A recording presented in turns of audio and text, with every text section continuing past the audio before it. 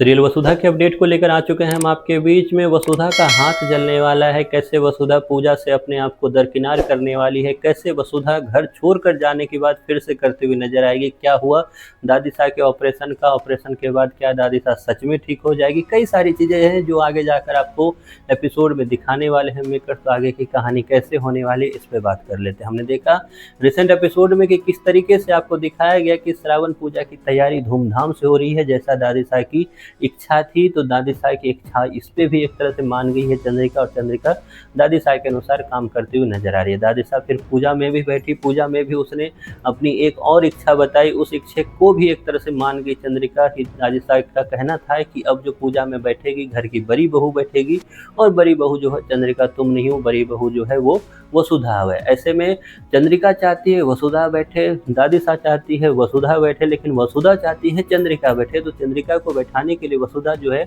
एक नया रास्ता ढूंढती हुई नजर आएगी, जो आपको आज एपिसोड खत्म होते होते दिखाया गया है कि किस तरीके से वसुधा का कहना था कि वो कोई ना कोई रास्ता ढूंढ ही लेगी, क्योंकि वो नहीं चाहती है कि वो पूजा में बैठे, और एक बार पूजा में बैठ गई तो उनके जो बड़े हुक्म है उनको फिर से कोई ना कोई प्रॉब्लम होने वाली है। ऐसे में वसुधा कौन सा रास्ता चूज करेगी, तो वसुधा अब खेलेगी एक गेम, एक करती ही नजर आएगी कि वो प्रसाद जो बनाने का जिम्मेदारी वसुधा को मिला था, वो प्रसाद जो है वसुधा नहीं बनाई है। पर बताएगी कि किस तरीके से प्रसाद बनाने के लिए उसे 5 मिनट का अवसर चाहिए, और उसी 5 मिनट में वो सारा गेम कर देगी, सारा खेल कर देगी, क्योंकि अंदर जाकर जानबूझकर अपना हाथ जलाते हुए नजर आएगी। जिसके बाद वसुधा का चिल्लाना होगा, सब के सब जो पूजा में बैठे हुए थे दौड़ कर जाएंगे अंदर, और पता चलेगा कि वसुधा का हाथ जला हुआ है।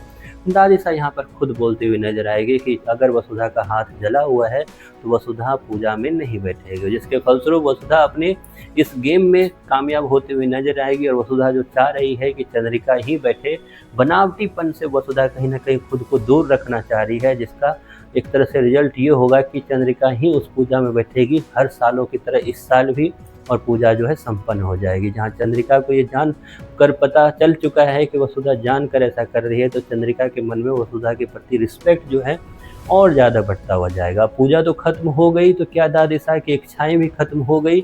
इसका जवाब है नहीं, दादी साहब की अभी इच्छाएं और बाकी है। दादी साहब रिसेंट एपिसोड में काफ़ी ज़्यादा खुश नजर आई, और खुश अगर वो हो रही है मतलब उसका बीपी जो है डाउन जा रहा है, और बीपी अगर डाउन जा रहा है मतलब डॉक्टर जो है तैयार है उनके ऑपरेशन के लिए। लेकिन क्या ऑपरेशन सक्सेसफुल होगा?